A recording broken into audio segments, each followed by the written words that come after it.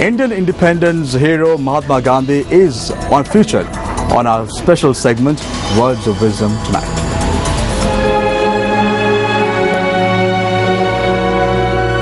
I suppose leadership at one time meant muscles, but today it means getting along with people.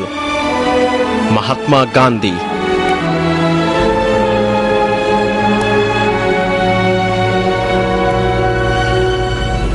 Well, it's time now for the newspaper cartoon of the day, and this cartoon that we selected today is special because of the twist that the cartoonist has given to the phrase crocodile tears. Take a look.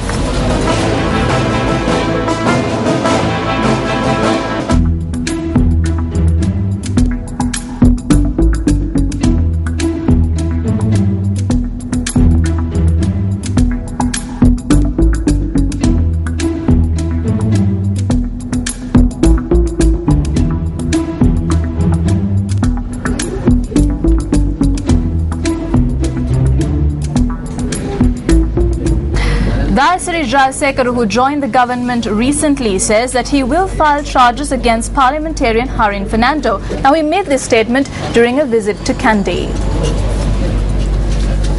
Dayasiri Jayasekara met the chief prelate of the Malbatu chapter of the Siam sect, Most Venerable Tibbotuwa Sri Sumangala Thero. Thereafter, Dayasiri Jayasekara called on the chief prelate of the Askiriya chapter, Most Venerable Udagama Sri Buddha Rakita Thero.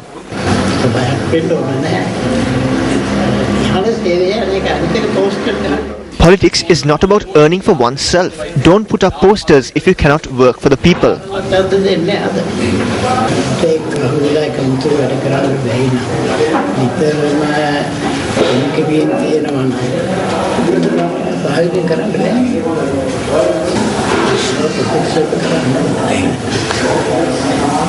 Later, Dayasiri Jayasekara paid homage at the temple of the sacred tooth relic.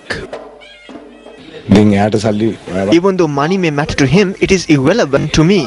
What I have to say is, if you think that money has been taken, then lodge a complaint with the commission to investigate allegations of bribery or corruption. Then you can find out whether Dayasiri Jayasekara has taken any money. But I will be suing him for 500 million rupees. The more they do things like this, the stronger I become. I am not troubled by this.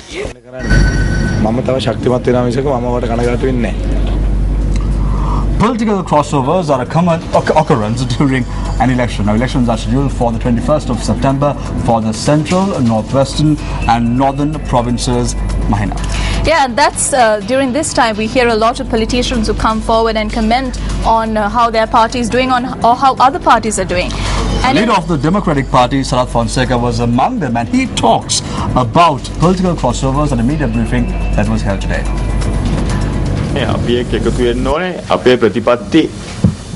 Those who join us should be people who follow our political policies. Today we see people jumping from one party to another. Most of them are doing so because of personal agendas and not because they agree with the policies of the party. An individual who shouted about a rock in the harbour where ships don't dock has crossed over to strengthen the person who constructed the harbour. A question arises whether they shout based on policies or personal agendas. එතකොට අපිට ප්‍රශ්නයක් මතුවෙනවා මේ ප්‍රතිපත්තිය උඩද මේ ජය ගහන්නේ නැත්නම් උද්ගලික න්‍යාය පත්‍ර සඳහාද කියලා. Now, a meeting of the Sri Lanka Freedom Party Committee for the Yapawa electorate was held at the Simon Navagattegama Theatre in Mahava yesterday. Here are some of the views expressed during that meeting.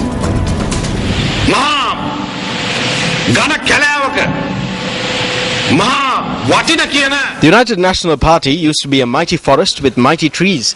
It is this forest that Wickremesinghe is gradually chopping down. There isn't a single mighty tree left in the UNP. Wickremesinghe has chopped down all the trees and has undertaken major deforestation. He is trying to replace these with a plant nursery. He has chased away those who can work. He has kicked party members to the door, and Ranil Wickremesinghe is running a dictatorship. Now he is pointing the finger at us, the government, and saying that the country is a dictatorship.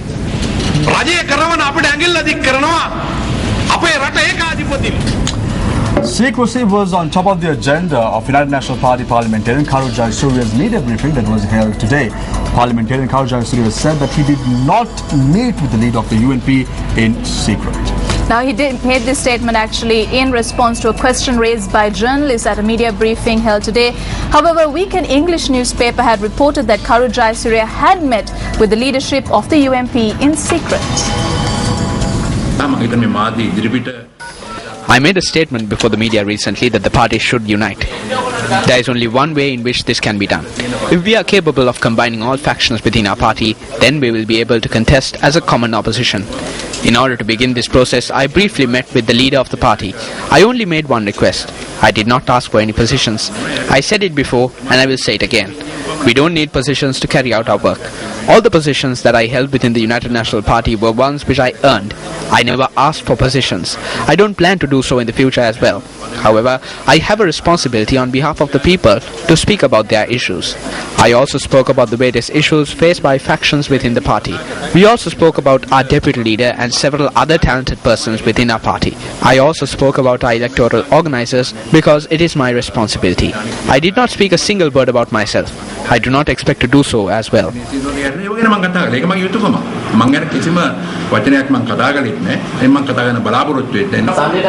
The Sunday Times had reported that you met in secret. The meeting at the temple was not a secret one. On Friday, you made a statement calling on everyone to unite and move forward. However, you met with the leader of the party without anyone's knowledge. I do not meet the leaders of the party after putting up notices in newspapers. You could have invited Sajid Premadasa to attend this meeting. I always said that I was going to meet him. He can meet me separately and I can meet him separately. I have no secrets. We also spoke about Sajid Premadasa. I have done nothing wrong. The issue is you speak of uniting everyone, but you meet with Vanil and form deals. There is no deal. It is completely wrong. I will ask you politely not to insult me. This may be the way you think. However, I work according to my conscience. My first priority is the country. Next is the party. I spoke on behalf of the country and the party. I am not an individual who meets people in secret or forms various deals. Severe weather minor has wreaked havoc across the central hills over the recent past. Now, the number of displaced in the Noorel district alone stands at a staggering 2,056. Now, the weather woes continue as the Met Department forecasts the windy weather conditions that we were experiencing here in the island to continue. And the Met Department also says that the shallow and deep seas off the coast of the island, that's extending from Puttlam to Potterville via Colombo and Galle, to increase to 60 to 80 kilometers per hour. The Noorel district faced the brunt of the heavy showers experienced in the recent past. According to the Assistant Director of the Disaster Management Centre, Pradeep Kodipilli, nearly 95 houses in the Batiklo district were affected by gale force winds. 20 houses in the Ampara district were also affected by strong winds. Noorel District Secretary DPG Kumarasivu said that nearly 381 families in the Ambagamo area were affected by flooding. Kumarasivu noted that 240 families have been displaced in the Noorel district. 775 displaced persons are currently housed at the Watawala Tamil College, Agodaya Tamil College and Shannon Tamil College. The Ambagamo Divisional Secretariat is providing the necessary rations for displaced persons. Earth slips have also been reported from several locations from Hatton to Gidingathena on the Hatton-Kalama main road. A correspondent in the area said that one lane of the road has been cleared for vehicular traffic. Meanwhile, a protest was staged in the Pilihatara area in Hatton. Protesters charged that officials are not taking steps to prevent flooding that takes place in the area on a frequent basis. A correspondent in the area said that the protesters dispersed after assurances were given by a high-ranking police officer that he would notify the relevant officials. The highest rainfall experienced in the past 24 hours was reported from catchment areas. 226 millimeters of rain was reported from Norton Bridge, while 186.3 millimeters of rain was reported from the Canyon area. The Lakshapana area experienced 167.5 millimeters of rain, while the Mausakala area experienced 140.5 millimeters of rain. The Met Department noted that 73.6 millimeters of rain was reported from the Ratnapura area and that the Noorel area experienced 47.9 millimeters of rain. The water levels of reservoirs have also increased due to the inclement weather. Citizen journalists across Sri Lanka have been sending us footage and pictures of the inclement weather situations that have been affecting their areas. Now, we told you earlier that the Nuwara district was one of the main districts that was plagued by the inclement weather that is prevalent in the island. News First New reporter Ganeshan Krishanthan from Nuwara district filed this report for us today. The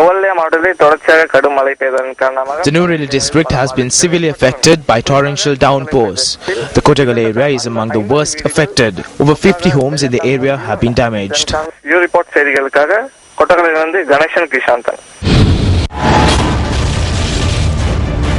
Fuel adjustment charge added to the electricity bill from February 2012. Officials noted that the charge was temporarily imposed due to the usage of fossil fuels to generate electricity.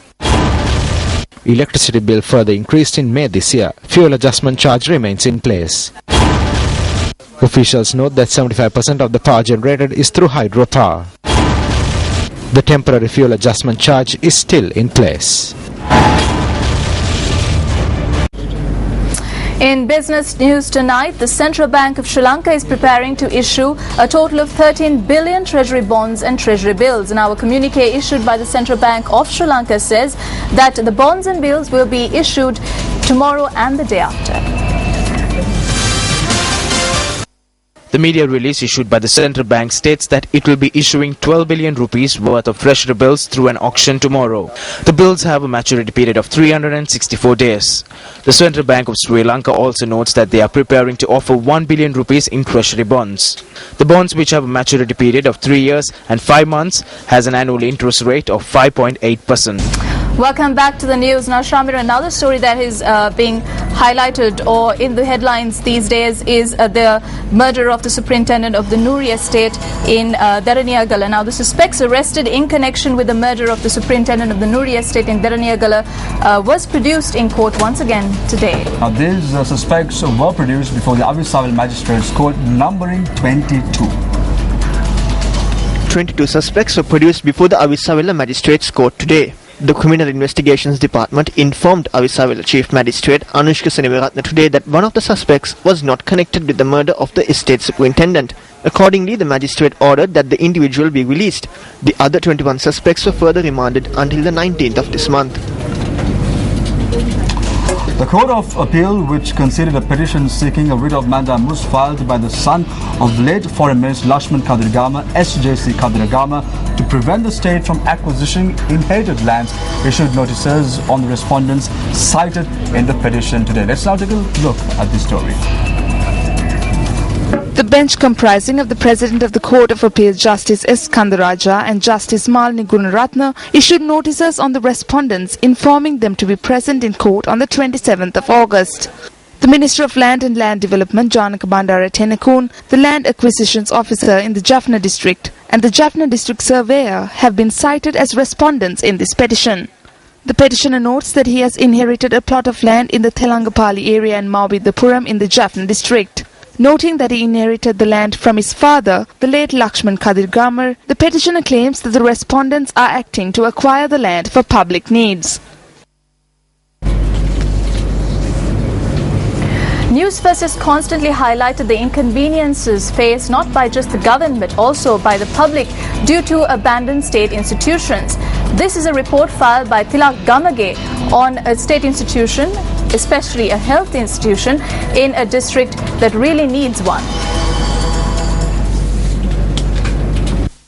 These individuals are not entering a forest reserve. They are simply trying to make their way to the Velagahapola Health Centre in Valigepola, Godakawela. This centre, which is now abandoned, was built on a plot of land donated by NP Rupasinghe, an area resident. They asked me for this land to build this centre. I thought it would do some good for the village, so I gave it away. The health centre, which was declared open in 1989, has been abandoned since 1997.